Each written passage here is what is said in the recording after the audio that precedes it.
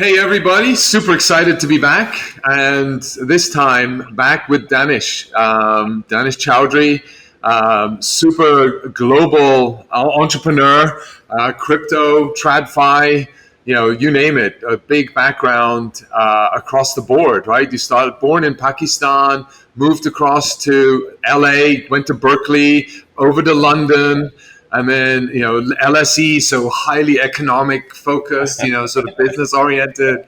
And then sort of went into big TradFi and then across into crypto, right? So super fun journey, really interesting, and glad to have you on the show. Danish, nice to meet you again, and good to see Great. you. No, thanks, Stefan. Super excited to be here. Thanks for having me. Yeah, yeah, Yeah. no. No, I think you covered my background pretty well, sort of thing. It's been quite a wild ride from coming in from Pakistan and now, kind of dealing with the things that we deal with on a daily basis in the markets.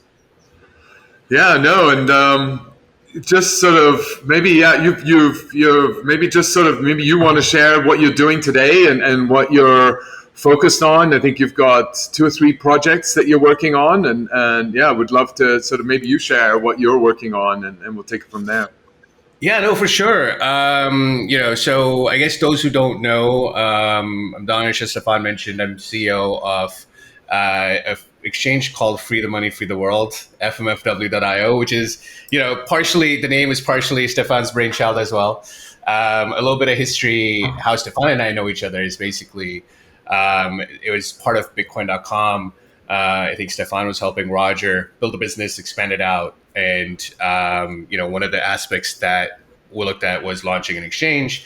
And I was one of the first hires that Stefan made to kind of come in and launch the exchange. And it's been 3 years since then, sort of thing. And we had quite a fun time building it out together. And obviously you've prospered, you've done a lot of things since then. So been an exciting 3 years, built the exchange. We went from zero to we've got 1.5 million, 2 million users. We've got $3-4 billion of volume.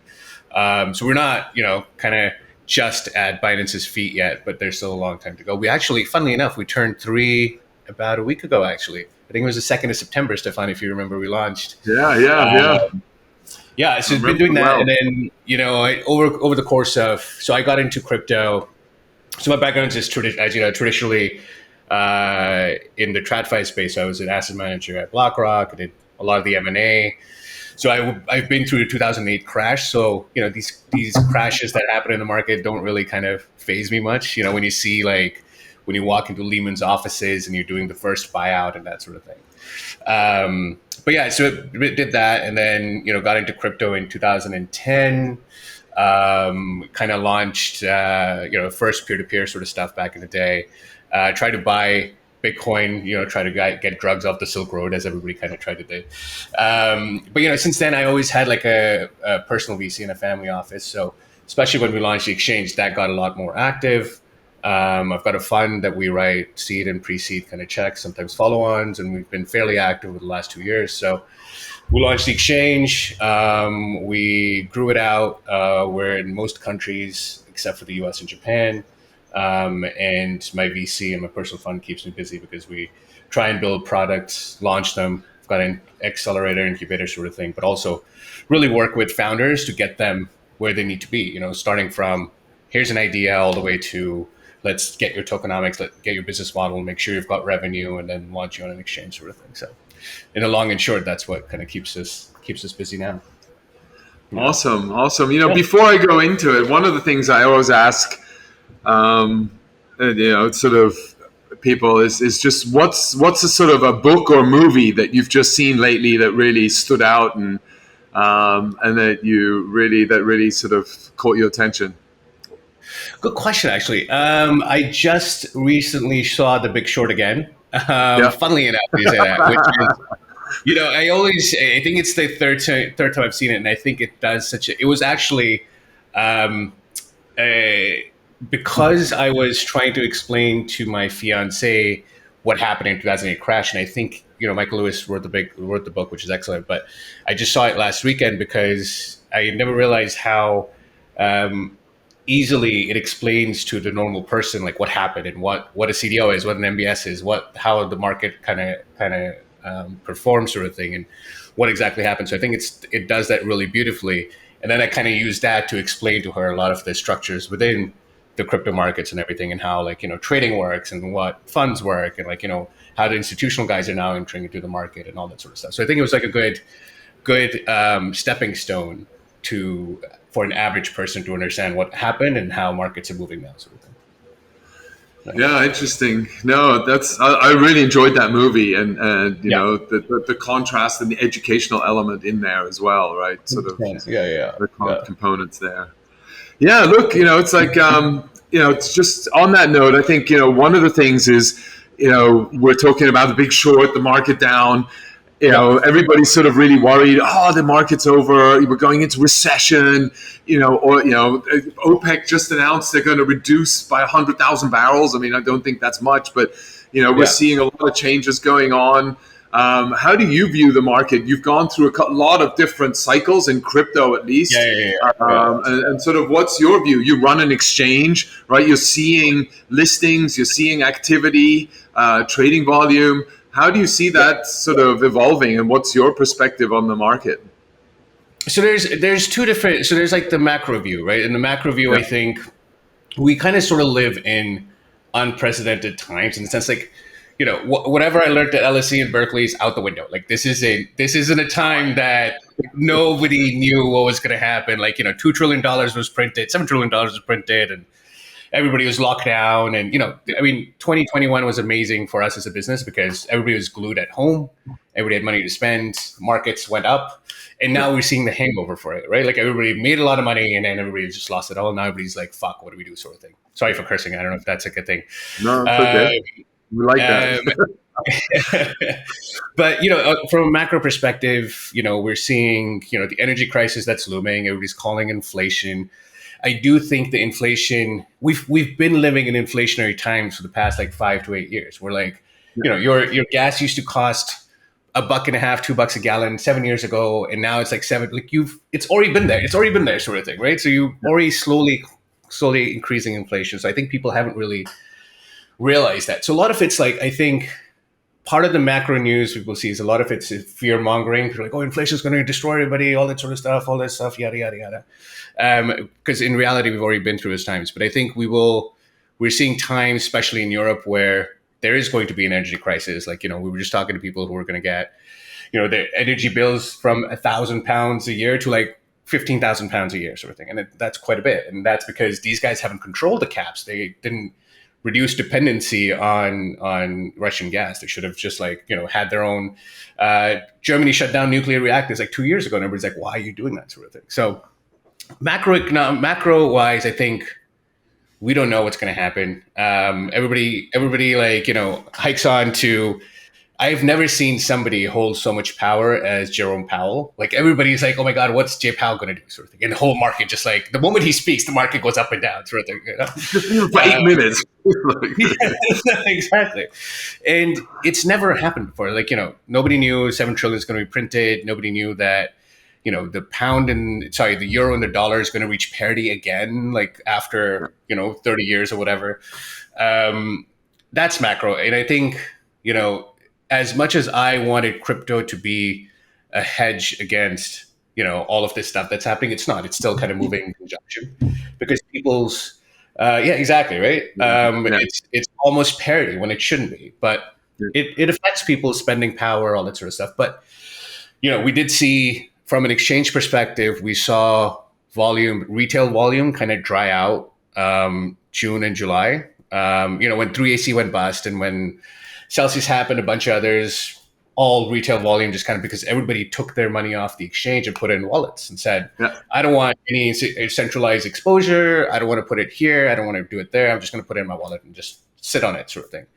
And I think we're seeing volume come back in August. So second half of August was pretty good. People, a lot more deposits than we thought there would be. And we're seeing now projects that are actually now approaching us being like, hey, let's do listings because June, July, people are like, listen, I need to protect my treasury. I need to make sure that I have runway and all that sort of stuff. So when Suzu and 3AC blew up, when BlockFi happened, Celsius, everything just stopped, came to a halt, sort of thing. Jump also suffered losses, everybody. But now I think consumer confidence is coming back a little bit. So we're seeing volumes come back, but it's still not what it was before. I think it'll be interesting going into the next few weeks. What Jerome does, what the so given Liz Truss just got, what she's going to do about the energy cap in the UK, what's going to happen in the US. Like, as in from California, they just like have an energy crisis right now because they're like, oh, you can't, we're overloaded, you can't do this. Yeah. And this is right after they told people we're going to only sell electronic cars, sort of the EVs sort of thing, right? So yeah, it's kind of like, macro is a shit show right now. And I think from a retail perspective, I think people have calmed down from a crypto side of things, and now the volume is slowly building up, sort of thing. Yeah, I mean, there are a couple of things there that we viewed, right? I mean, one is when all these governments were printing money, they were saying there's never going to be any inflation, right? That we're not going to have inflation. We got money, modern money theory, and we can manage this. And oh no, it's only going to be transitory. And then ultimately, we now have inflation, right? And ultimately, you saw it so far in advance when, like you just said, right? I go to the gas station, and man, the gas prices have gone up. I go to the supermarket, my shopping cart's empty, right?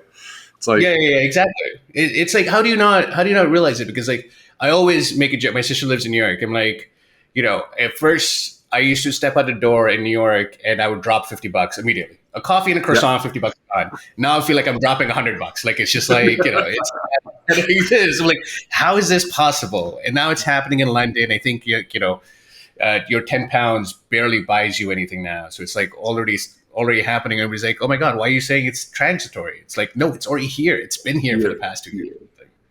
And I think therefore, and part of the reasons why we launched Truflation was really just to be able to say, we looked at the approach that the government was taking to calculate the performance of an economy and the political system that was running that economy, right?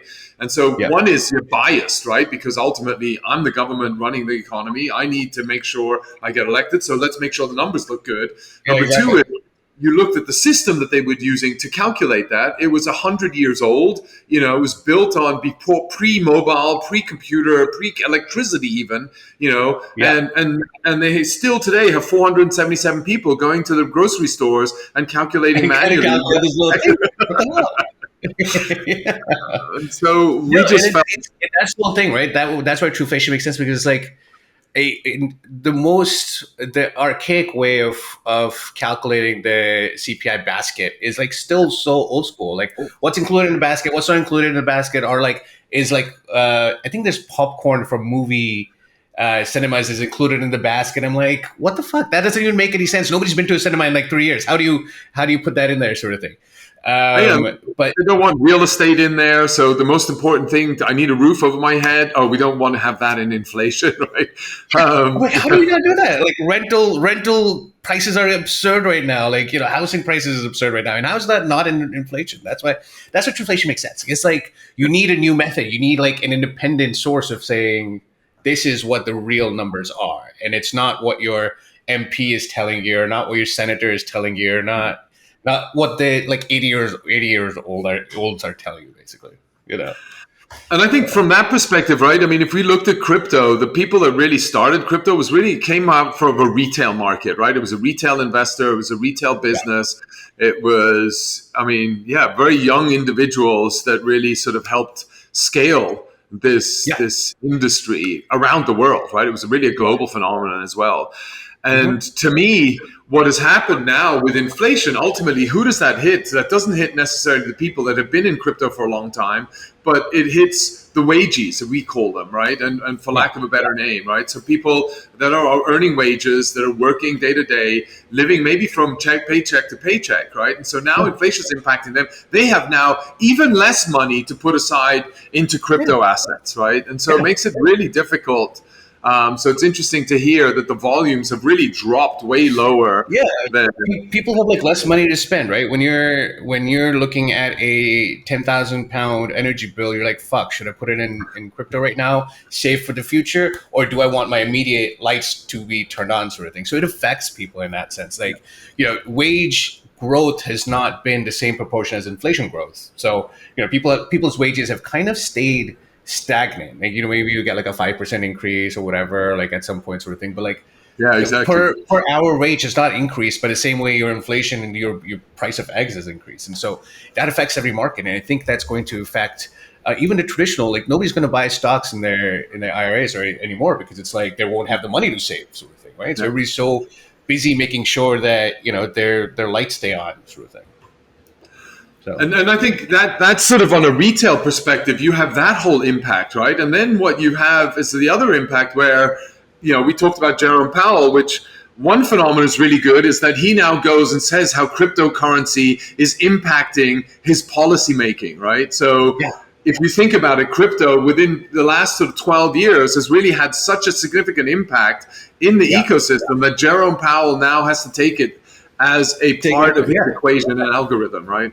Which is super exciting, right? Because you've been in the industry long enough, but coming from, we would buy and sell Bitcoin on Bitcoin Talk or on eBay to now it's an instrument and it's a market that's affecting national policy, which is in a positive way, which is really good. And I think, when you say how it affects retail, one thing I have been super excited about coming from a traditional side is how, people have DeFi opportunities, have finance opportunities, which they can interact with directly rather than going to a broker and then doing it to somebody else and then 15 people in between. And then maybe somebody front runs their order on the stock exchange and the hedge fund makes their money off of the $15 that the guy's trying to invest. Whereas now I can go to Aave or I can go to whatever, get my yield straight, direct, peer-to-peer, that sort of thing, right? That's the exciting bit. And I used to, at BlackRock,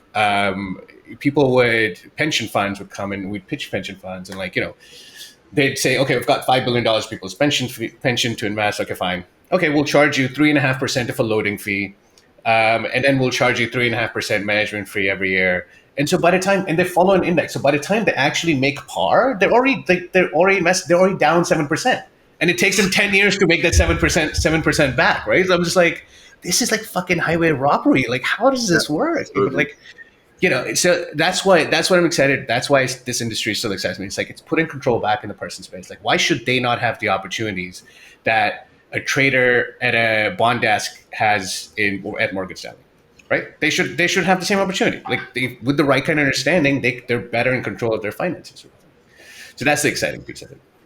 I think that's why we're all sort of super excited in here, and I want to come on to that point, but let me just sort of come back to another angle that I feel is also happening, and you mentioned it earlier, where the trading volumes have never picked up yet during the COVID sort of time frame. Mm-hmm. And one of the theories you look at interest rate going up. What's that done? It's sucked liquidity from the institutional market, right? The institutional market was FOMOing into crypto, which brought in $3 trillion, if not more, of assets into a high risk class asset from a fund management standpoint, right? Do you think partially, there's a bit of a strategy at the government level where if we create inflation, we slow down retail adoption into crypto. If we take liquidity out of the market, we're slowing down the investment and the institutional entry into crypto. I mean, how do you feel? I mean, what's your thoughts on that? I think it's a byproduct of what they're doing. I don't know if it's their direct goal sort of thing, but they know that once they increase rates and when they do their tapering, it automatically slows down investment into private sectors. So it is something. It was a $3 trillion industry, and it's obviously in their sights. So they don't have the rules to, and speaking to every regulator out there, they don't have the rules to regulate it yet. They don't have any understanding to regulate it. So okay, well, what can we do? What else can we do to try and figure it out, sort of thing? Try and stop whoever wants to put their funds in there. So yes, it's definitely a byproduct. And I think when they're trying to slow down investing and private funds coming into a certain industry, they can actually just say, you know what, we're just going to increase rates. They're going to slow it down, sort of thing, all in the name of trying to control it. So there's definitely an angle there. I think I would give them too much credit, governments too much credit, having spoken to a few, that was a goal and strategy they could think of, because they have no understanding in that sense, right? They don't really, they could barely put together a digital asset sort of law book sort of thing, right? I know Dubai's created one, Bahamas has some, but in the US, there's still, Gary Gensler is trying to fight and trying to do something, and flip-flopping around, and CFTC or SEC or who's going to do this and that sort of stuff. So exactly, so giving them the credit of this is a strategy you had, I would give them too much credit. Like that's not what they think. I think it's a byproduct of just kind of overall tapering sort of thing. But yeah, I don't think governments really have grasp onto what it is and what we can do and all that sort of stuff in that sense. Interesting, yeah, because I mean, I think maybe it's also they have their maxi problems, right? SEC maxis versus the CFTC maxi. Yeah, exactly. Right?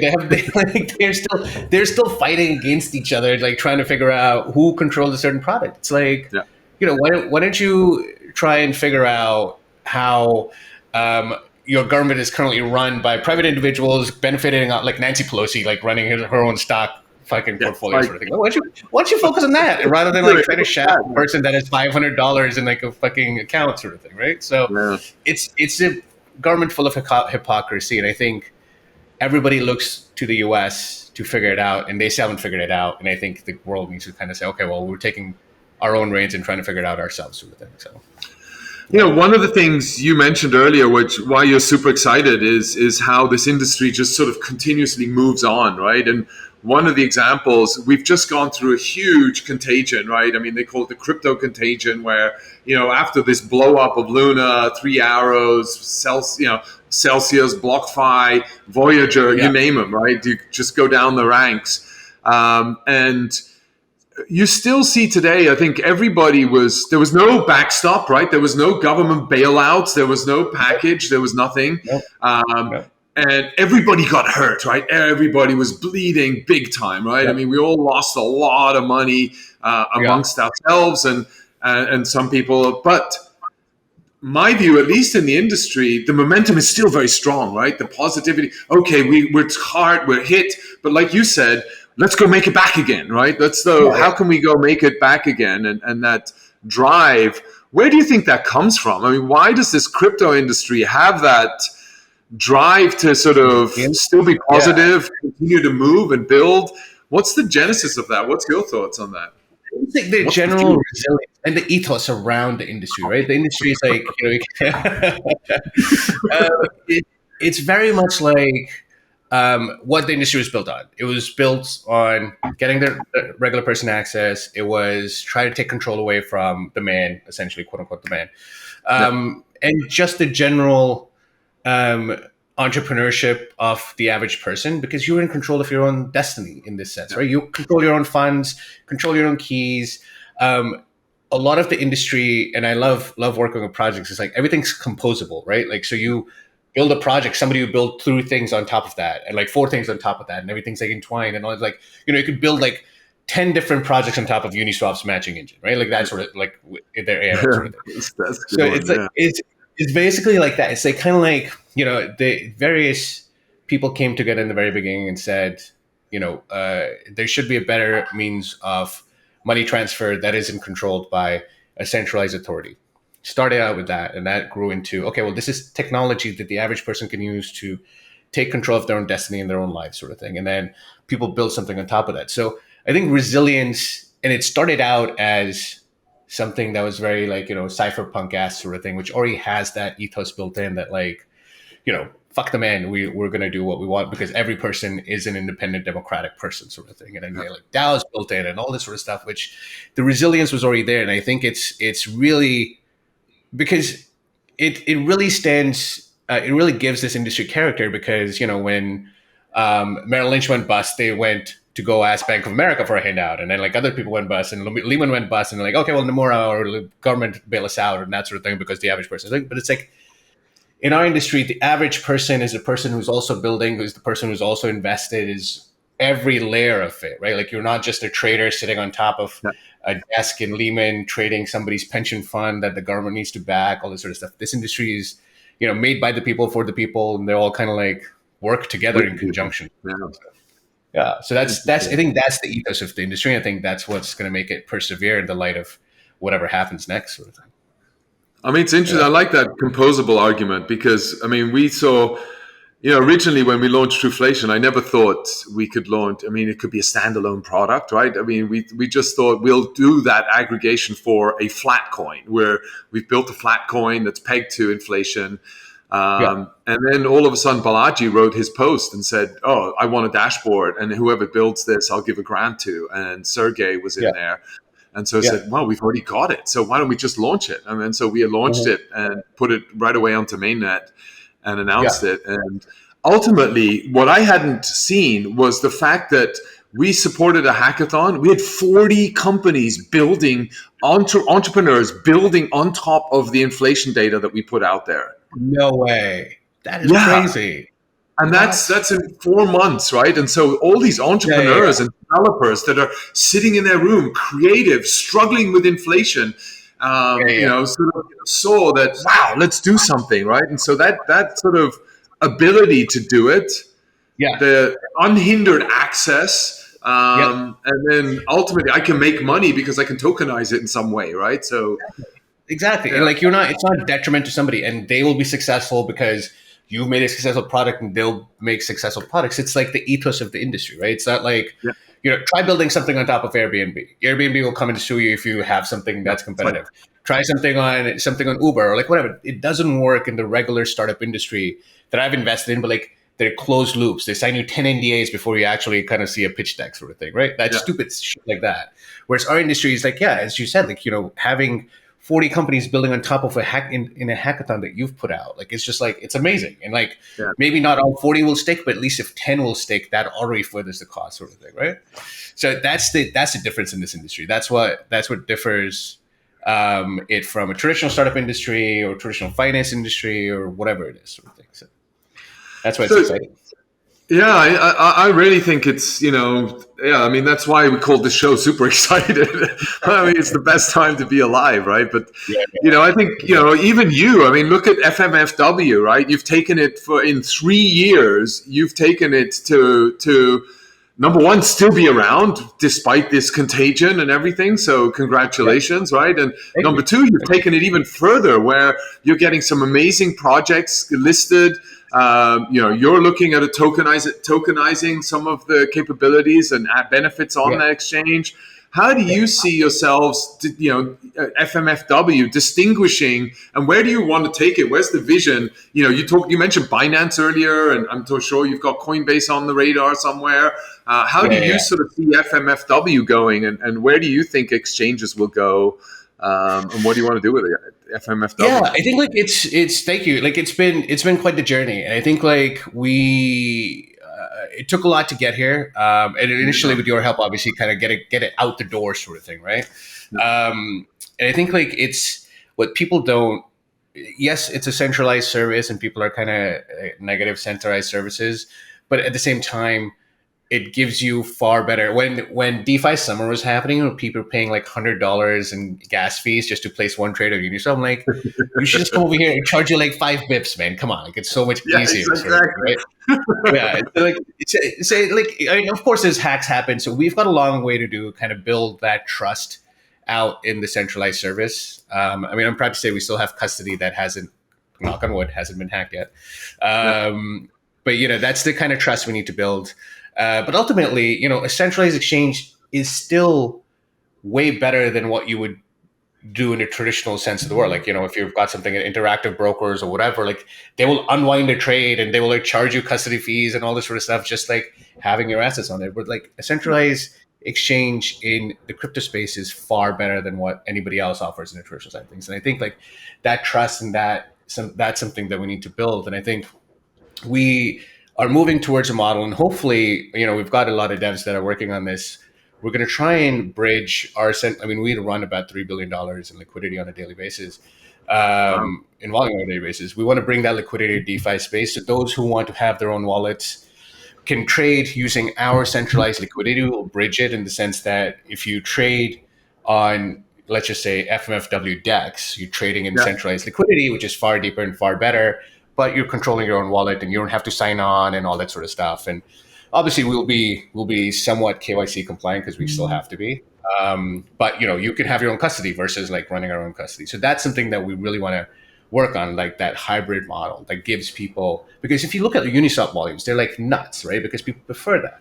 And then, you know, obviously, but it's also a very expensive model for the average person. So we want to like, you know, best of both worlds where we give them the liquidity, lower fees, but also kind of allow them to have their own custody and that sort of thing. And we've got our first one of the products we're launching is in partnership with Near. It's like a launch pad, and it's going to be like an entire ecosystem of like incubating projects on Near and Aurora, which is their EVM compatible chain, and have projects kind of launch from there and see how that works out. Because Near's quite a sexy, like I'd say for myself actually, quite an interesting blockchain because it's very like carbon friendly, and everybody's like, oh, mining is taking up the world, but Near's got quite a really good consensus system, and the team Ilya and Co are excellent. So we're launching something with them, and I think we're going to partner with the likes of Moonbeam and a few others, other ecosystems to kind of do something specific for their users and kind of build projects on top of that sort of thing, which all then tie back to FMFW and that entire ecosystem and all that sort of stuff. So a lot of work to do, but this is just scratching the surface in that sense. Yeah, so it's interesting. So you're basically, in summary, in a way, you're sort of seeing the opportunity with new block space emerging and new blockchain players incubating and providing the ability for all these entrepreneurs out there to build on top of those. And how can you foster and work with them at an earlier stage to then help them if they want to get to another level and maturity, possibly then get listed on FMFW and then get broader access to some of the broader network and CeFi customers that want to participate in crypto. Exactly. That's the idea, right? It's like we want to foster growth and innovation within the system. Obviously, there's a lot of innovation already happening, but we want to partner with those founders and those developers to kind of say, hey, listen, I'm going to grow your layer 1 chain or layer 2 chain. I'm going to help other founders build on top of it. We're going to put in some acceleration engines in it. Like, we'll teach you how to market. We'll teach you how to like do the right kind of PR. We'll teach you like, we have devs ourselves. Package it up. You've got an idea. We'll give you the backing. We'll showcase you around our VC network, etc. And then we'll launch you, and we'll kind of like go on to FMFW, and then after FMFW, you can go on to like multiple other exchanges. But that just allows this industry to grow even more. Like, why go build a Web 2 product when you can do the same in the Web 3, as we call it now, on the Web 3 space sort of thing, right? And then there's so many resources, and everybody's so approachable in the space that like, even every founder has my Telegram or WhatsApp, and they just be like, hey, Danish, let's have a chat sort of thing. So that's the cool thing about this. And I just want to foster that even more, like, kind of just grow the space and grow the founders and entrepreneurs within it. And I think that's one thing, another asset and why it's so super exciting is approachability, right? I mean, I think a lot of the founders and leaders in this industry are actually very approachable. They're all on Telegram, on WhatsApp. They may not want to get on a call right away, but they'll immediately respond, send me something, there'll be interaction. It's not this ghost town. I've sent you an email and ends up into, never getting a response, or you said you were going to respond and you didn't respond. They'll just tell you right up front. It's like, sorry, not interested. Thanks. And boom, exactly where you're at, which is a refreshing direct approach, right? And it's so good, right? So like, that's another thing that I love about the industry is like, imagine I did work at BlackRock, and I was like, oh, can I call up Larry Fink right away and be like, hey, let's have a chat? Impossible, right? Even though I work at a company, like, it's impossible. Can you get an answer from Jamie Dimon? No, but like here, like, I can tweet even at CZ, and CZ will respond, right? It's just like, because everybody in this space has been a founder, has been an entrepreneur, or at least has traded something. And they know what it means to come from nothing to be where they are supposed to be. So like, I'm sure a Trueflation user, whoever, if when your token comes out, will contact you and you'll respond to them. You'll be like, hey, okay, let's chat. Sort of thing. Even if you can't do it, sometimes I can't do it. I'll be like, yeah, here's my COO, have a chat with her, sort of thing. Like, because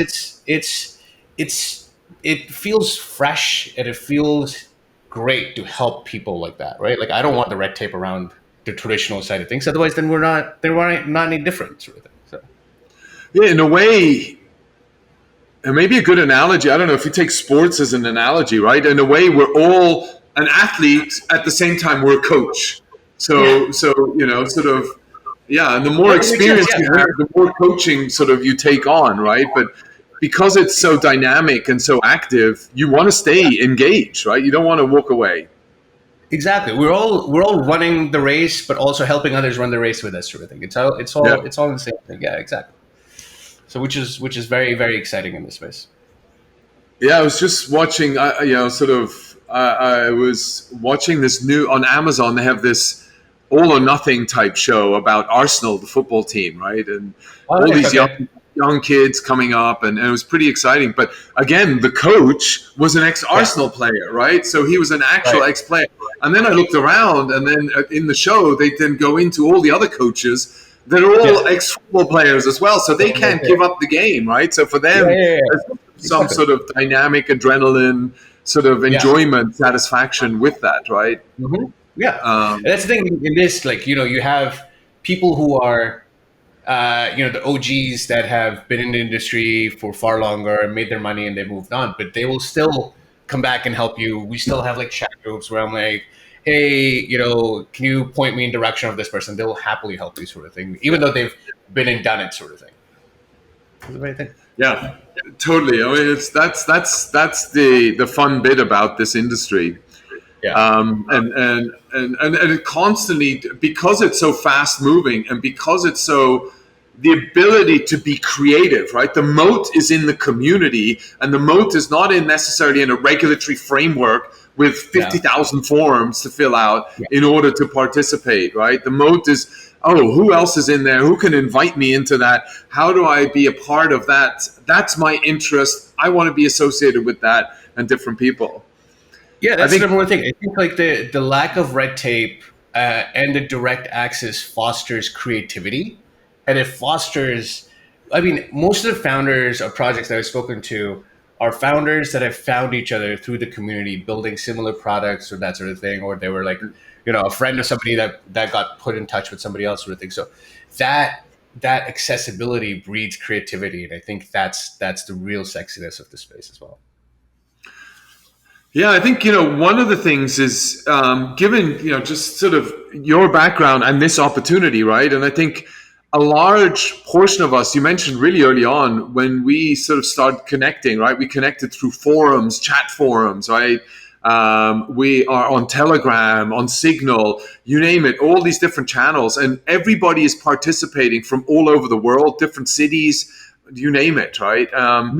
As a result, how do you feel, sort of, I have this concept, or I buy into the concept around network nations, right? I mean, I thought Facebook is the largest country in the world by population, right? Because at the time, it had 3 billion people on Facebook, or still maybe today, I don't know. And they were going to have a currency. Then ultimately, they have a whole economy, and they can be on their own. And I think that ultimately it's centralized. In a decentralized world, Bitcoin is its own nation, right? Ethereum has its own community and own nation. How do you see this network nation evolving, also given your background and your network around the world, right? Yeah, I think like the network nation, there's going to be, because isn't Balaji's thing network? He just wrote a book on that as well. Yeah, I have to read that. It's on my reading list. But I think it's a future that we're going to head towards anyway, especially with the whole nomadic nature of the world that is now. Right, so you'll have a network nation which will go like multiple network nations or multiple layers. Going from the physical side of things to like, okay, so there's Ethereum and Bitcoin, but I think there's going to be an overlap between those nations, and there already is. One person from Ethereum helps out the person from Bitcoin, which will help out somebody from wherever else, sort of thing. And then I think you will have the more societal network nation, which will be more like a DAO based, but then again, no physical presence will be needed, sort of thing. So I think you will have a future where boundaries will not exist. They already don't exist, but I think in like the more formal sense of the word, I don't think traditional boundaries will exist, and people will kind of completely forgo those. Because, and what I actually do realize now is like, and I think with Stefan, when knowing from your background too, you're used to remote working, you were used to traveling and everything. But even now, people are still getting used to the idea of being a nomad, of being working from home and all that sort of stuff, working from wherever they want. People are still getting used to it, right? So we're still in the early stages of it.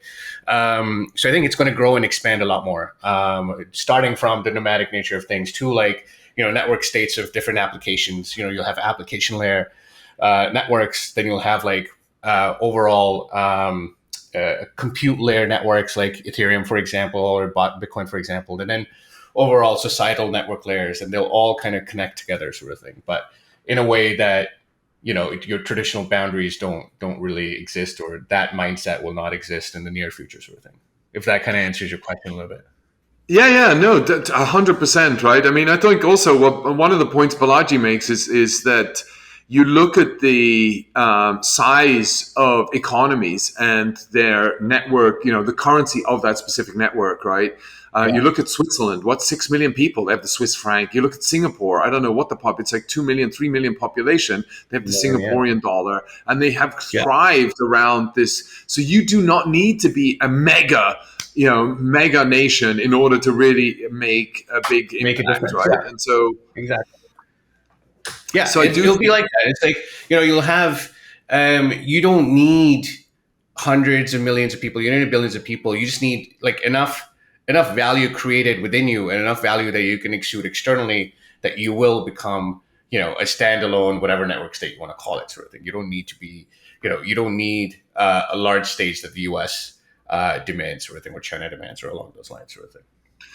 Yeah, and one of the things that I find really interesting around that is the ability to then also take the learnings from existing systems and streamline them into a framework for a Web3 world, a network nation that's decentralized, maintaining governance as much as needed on chain, whilst you referenced DAOs earlier, right? So where is DAO going to evolve to, and how is that going to be a governance structure that helps stipulate and direct the on-chain consensus mechanisms, right, for that governance? Yeah, I think it's like around the corner. I think DAOs are a concept that at the very heart of it is pure democracy, right? Yeah. I mean, there's various ways of saying, like, in a financial DAO, if you have more ETH, you have more votes. But in all reality, if you're a member of a DAO, one vote, one person, sort of thing, that's how it should be. I think we've already seen them exist in the crypto space. I think there have been some very successful implementations of DAOs already, like the Ethereum fork when that happened. A lot of smaller projects have had DAO votes that really materially impact the project themselves, and they go immediately like that sort of thing. We've seen a couple of those, yeah. I think it's only a matter of time that DAOs, and I think over 21 and earlier this year, we did see DAOs come in the real world. So you had DAOs like, let's create the Constitution DAO. You saw the Constitution DAO, you put in money to buy and own the Constitution. I was watching the auction live. It was kind of exciting.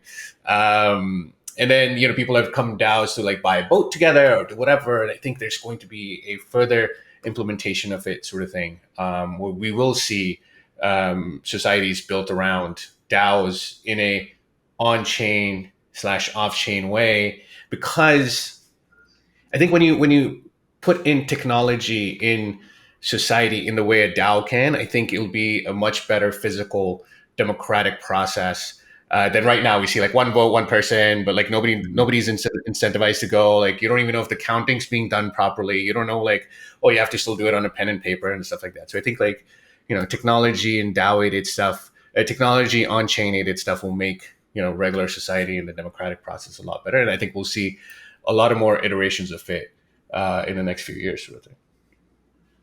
Yeah, I think there are a lot of learnings. I mean, still super young, how to optimize this. There are a lot of learnings in terms of speed of decision making in some cases, who can decide, and those are all being learned and defined based on experience, right?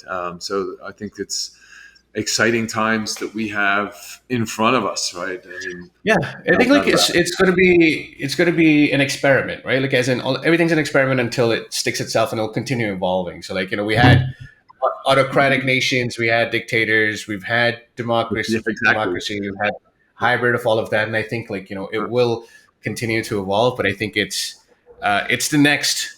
I don't say like everything should be on chain and life should be on chain, but I think there is a hybrid model that people, when they see an immediate return, and I think right now people are disincentivized from partaking in government because they don't see, the taxes they're paying affect their lives directly. they don't see the return. There's no incentive. They're like, why should I bother, sort of thing. But like, I think when you bring in something where people see an immediate return, okay, you've paid open banking, for example. Here's your tax dollar. Here's where the buckets it's going. You can see it on chain. This is what's happening. Okay, well, if you're seeing, $100,000 go towards your street cleaning on chain, you can verify it. Okay, well, next vote you will actually appear and say, okay, I don't want to do this sort of thing. So I think there's going to be like a hybrid model that's going to evolve, and I think people will, when they see access and see the direct result of what they're doing, I think that'll incentivize them more to kind of partake, sort of thing. Yeah, I think we'll see a hybrid model. And I was on a call, I think, the other day, and we were talking what is analogous to that in the TradFi traditional world, right? And debentures came up a lot in the conversation, right? So the model of a debenture and how a community gets together, be it an investment group, and you can trade that debenture, except the debenture is represented in the form of tokens versus a piece of paper, right? Yeah, and then the government yeah, exactly. Yeah. Hey, Danish, thank you, man. Super good. Always exciting. Super insights, great knowledge. How can people follow you, and should they follow you on Twitter? What's your Twitter handle? And obviously go to fmfw.io. Yeah, no, for sure. Thanks for having me. It's refreshing to speak to you after such a long time. I think we should do this more often. And thanks for having me over. It's definitely like an insightful conversation. It's different from the other regular podcasts that people are like, oh, well, let's talk about something that only matters to them, sort of things. This is like super exciting that it's actually kind of covers everything. I'd love for people to follow me. I'm at DJ Chaudhry on Twitter. Sign up to FMFW and follow at fmfw.io on Twitter. And there'll be there's a lot more news and a lot more exciting updates to come from the exchange soon. So hopefully everybody tunes in. No, thank you. Thank you, Danish. And super exciting. Thanks, dude. Bye. Good to chat. Later.